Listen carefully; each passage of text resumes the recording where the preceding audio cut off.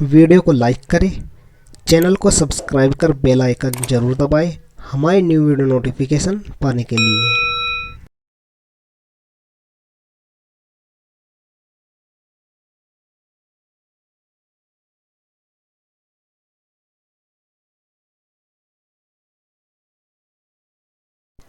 Hello students, welcome to my channel Gautam की class. तो आज मैं आपके साथ शेयर करने जा रहा हूँ यूपी बोर्ड क्लास 10th का हिंदी का क्वेश्चन पेपर। यह 2020 का क्वेश्चन पेपर है। तो यदि आप भी यूपी बोर्ड 10th क्लास के एग्ज़ाम देने वाले हैं तो आपके लिए यह वीडियो बहुत ही हेल्पफुल साबित होगी। तो वीडियो में आगे बढ़ने से पहले यदि आप चैनल पर नए हो तो प्लीज़ चैनल को सब्सक्राइब जरूर कर लें और वीडियो पसंद आए तो प्लीज़ वीडियो को लाइक ज़रूर करें। तो आइए वीडियो को स्टार्ट करते हैं।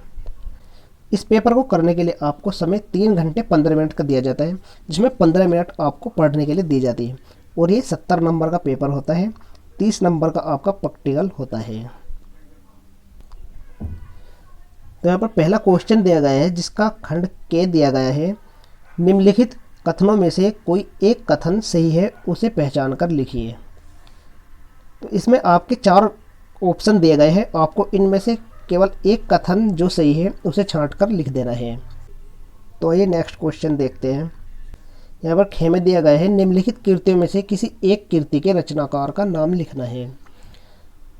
तो आपको इनमें से किसी एक कृति के रचनाकार जो कि आपको अच्छे से याद हो उसके रचनाकार का नाम आपको लिख देना है। यहाँ पर गे में दिया गया है, यात्रा के पत्रे किस विधा पर आधारित रचना है। आपको इसकी विधा लिख देनी है जिसके लिए आपको 1 नंबर दिया जाएगा। घे में दिया गया है, सरस्वती पत्रिका किस युग में प्रकाशित हुई। डे दिया गया है, ठलुआ क्लब के लेखक का नाम लिखिए। 2 में यहाँ पर इसका खंड के दिया गया है जिसमें लिखा गया है, प्रगतिवादी कविता की किन्हीं 2 विशेषताओं का उल्लेख कीजिए। तो आपको प्रगतिवादी कविता की 2 विशेषताओं का उल्लेख कर देना है जिसके लिए आपको 2 नंबर मिलेंगे। ख में यहाँ पर दिया गया है, रीति काल के 2 प्रमुख कवियों के नाम लिखिए। इसके लिए भी आपको 2 अंक मिलेंगे। यहाँ पर गे दिया गया है, तीसरा सप्तक काव्य संग्रह का प्रकाशन किस वर्ष में हुआ। आपको इसका सही उत्तर लिखना है और इसके लिए आपको 1 अंक मिलेगा। यहाँ पर क्वेश्चन 3 दिया गया है जिसमें लिखा गया है, निम्नांकित गद्यांशों में से किसी एक के नीचे दिए गए प्रश्नों के उत्तर दीजिए। और इस प्रश्न के लिए आपको 6 अंक मिलेंगे। यहाँ पर के में दिया गया है, आपको इस गद्यांश को ध्यानपूर्वक पढ़ लेना है और नीचे दिए गए प्रश्नों के सही सही उत्तर देने हैं। तो हम प्रश्नों को देख लेते हैं कैसे कैसे प्रश्न दिए गए हैं। आपको इसी प्रकार से अपने पेपरों की तैयारी कर लेनी है। क्वेश्चन 1 दिया गया है, उपयुक्त गद्यांश का संदर्भ लिखिए। दूसरा दिया गया है, रेखांकित अंश की व्याख्या कीजिए। थर्ड में दिया गया है, दूर के ढोल सुहावने होते हैं का आशय लिखिए। आपको इसका आशय अपने शब्दों में लिख देना है। यहाँ पर ख में दूसरा गद्यांश दिया गया है, आपको इसे भी ध्यानपूर्वक पढ़ना है और नीचे दिए गए प्रश्नों के उत्तर दे देने हैं।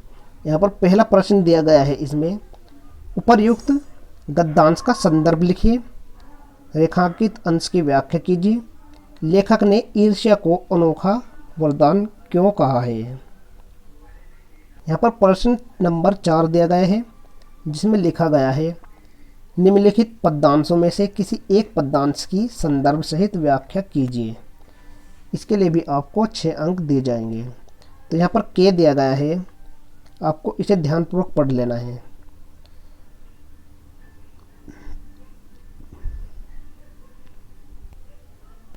यहाँ पर ख में दूसरा पद्यांश दिया गया है। यहाँ पर प्रश्न नंबर 5 दिया गया है जिसका के खंड दिया गया है। यहाँ पर निम्नलिखित लेखकों में से किसी एक लेखक का जीवन परिचय देते हुए उनकी किसी एक रचना का नाम लिखिए। पहला दिया गया है, आचार्य रामचंद्र शुक्ल। यह आपका बहुत ही इम्पोर्टेंट क्वेश्चन है, ये प्रत्येक वर्ष पूछा जाता है। दूसरा दिया गया है, भगवत शरण उपाध्याय। तीसरा दिया गया है, जयप्रकाश भारती। आपको इनमें से किसी एक लेखक का जीवन परिचय लिखना है। इसके लिए आपको 3 अंक मिलेंगे। यहाँ पर ख में दिया गया है, निम्नलिखित कवियों में से किसी एक कवि का जीवन परिचय दीजिए तथा उनकी किसी एक रचना का नाम लिखिए। तो यहाँ पर ऑप्शन दिए गए हैं। पहला दिया गया है तुलसीदास, दूसरा दिया गया है सुभद्रा कुमारी चौहान, तीसरा दिया गया है श्याम नारायण पांडे। यहाँ पर प्रश्न नंबर 6 में दिया गया है निम्नलिखित संस्कृत गद्यांश का संदर्भ सहित हिंदी में अनुवाद कीजिए। आपको इसका हिंदी में अनुवाद सही सही कर देना है, अथवा यहाँ पर एक श्लोक दिया गया है, इसकी भी आपको हिंदी में व्याख्या करनी है। आपको इनमें से केवल एक ही करना है। यहाँ पर प्रश्न नंबर 7 दिया गया है, जिसका क खंड दिया गया है। अपनी पाठ्य पुस्तक से कंठस्थ कोई एक श्लोक लिखिए जो इस प्रश्न पत्र में न आया हो। आपको यह ध्यान रखना है कि आपको ऐसा श्लोक लिखना है जो आपके इस प्रश्न पत्र में नहीं आया हो। इसके लिए आपको 2 अंक मिलेंगे। यहाँ पर ख खंड दिया गया है, जिसमें दिया गया है निम्नलिखित प्रश्नों में से किसी 2 प्रश्नों के उत्तर संस्कृत में दीजिए। यह आपके संस्कृत से प्रश्न पूछे गए हैं, आपको इनमें से 2 का ही उत्तर देना है। यहाँ पर प्रश्न नंबर आपका 8 आ जाता है, जिसका क खंड दिया गया है। करुण अथवा हास्य रस की परिभाषा उदाहरण सहित लिखिए। इसके लिए आपको 2 अंक मिलेंगे। ख दिया गया है उपमा अथवा रूपक अलंकार की परिभाषा उदाहरण सहित लिखिए। इसके लिए भी आपको 2 अंक मिलेंगे। यहाँ पर तीसरा दिया गया है सोठा अथवा रोला छंद की परिभाषा उदाहरण सहित लिखिए। इसके लिए भी आपको 2 अंक दिए जाएंगे। यहाँ पर प्रश्न नंबर 9 दिया गया है, जिसका क खंड दिया गया है। यहाँ पर निम्नलिखित उपसर्गों में से किन्हीं 3 के मेल से एक एक शब्द बनाइए। तो आपको सबसे पहले यह जानकारी होनी चाहिए कि उपसर्ग किसे कहते हैं। उपसर्ग हमेशा शब्दों के आरंभ में जुड़ते हैं।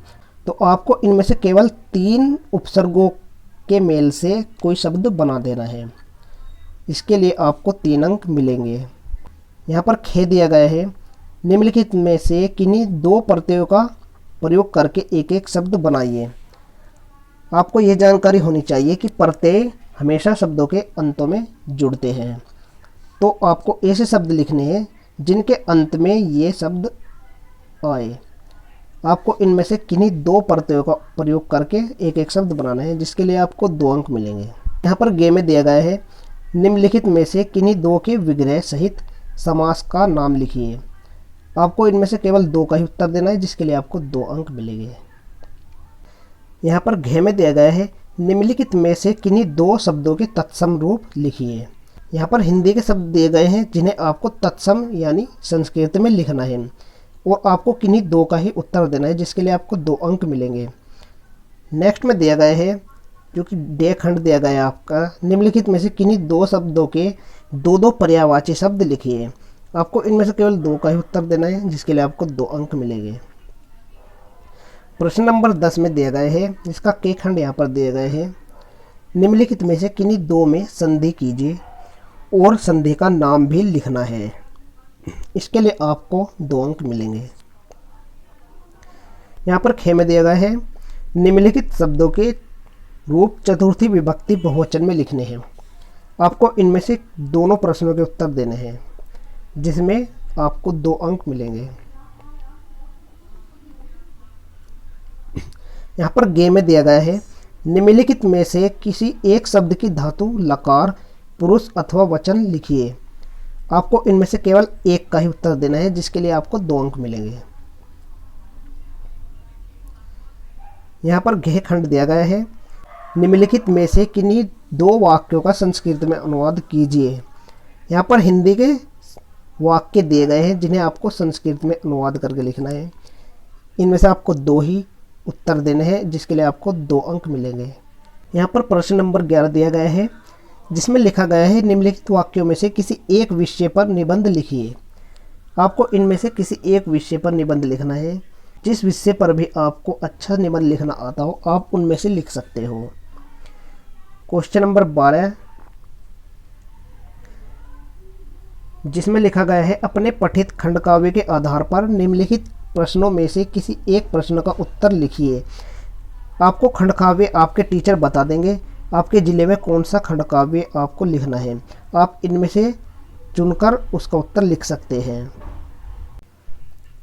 आप यहाँ पर पढ़ सकते हैं, जो भी आपका खंडकाव्य हो आपको उसका उत्तर देना है।